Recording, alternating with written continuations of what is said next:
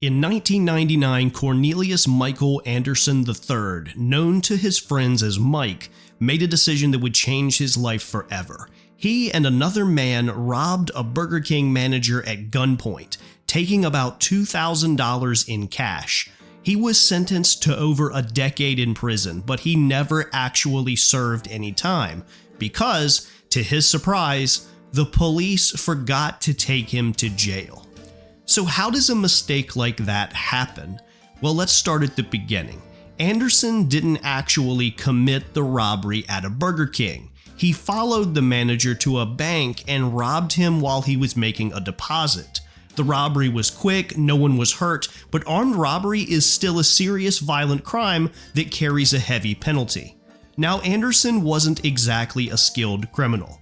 When he robbed the Burger King manager, he used his own personal vehicle as a getaway car, and witnesses happened to get his license plate number. Police traced the car to Anderson within a day, but it still took them 2 months to find him because he was hiding out at his girlfriend's house.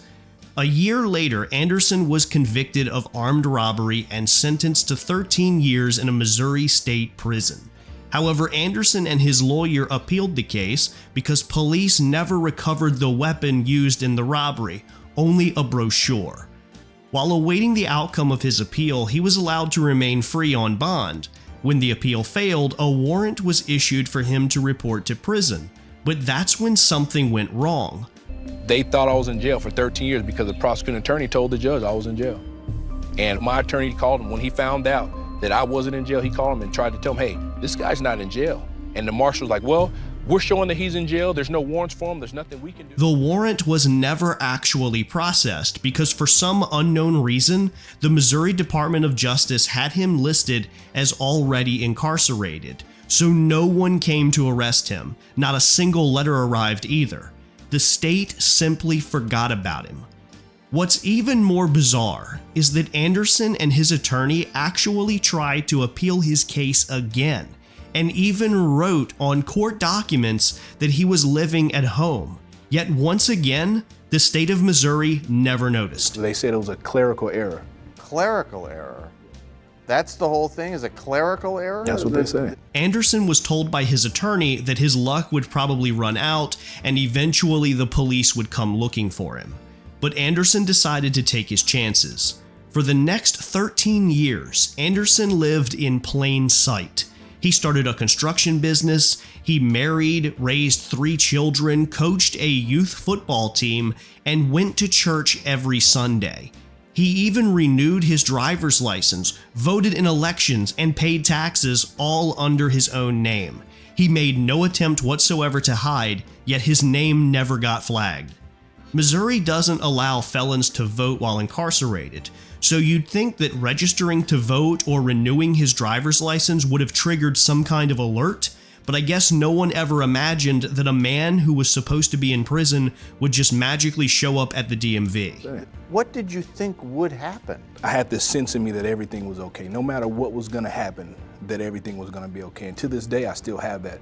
I just went on with my life. I thought maybe they decided to let it go. I didn't think I was hiding from anything, Anderson said. In July of 2013, the Missouri Department of Corrections finally discovered their mistake, and within days, heavily armed officers surrounded his home as his wife and children watched him being taken away.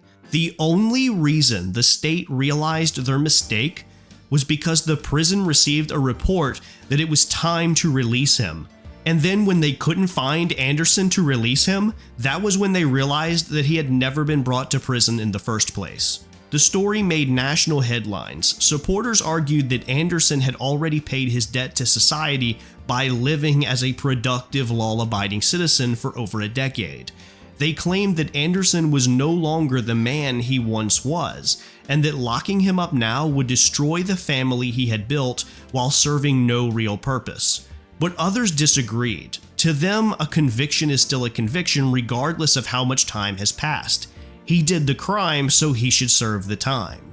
Even the victim of the robbery expressed mixed feelings, telling reporters he didn't wish Anderson any harm, but believed the justice system had to be consistent. He also claimed that in the years since the robbery, he had suffered extreme paranoia, constantly afraid that he was going to be robbed again. After about 10 months behind bars, Anderson appeared before Judge Terry Lynn Brown, who applauded him for being a good husband, a taxpayer, and a model citizen for the last 13 years.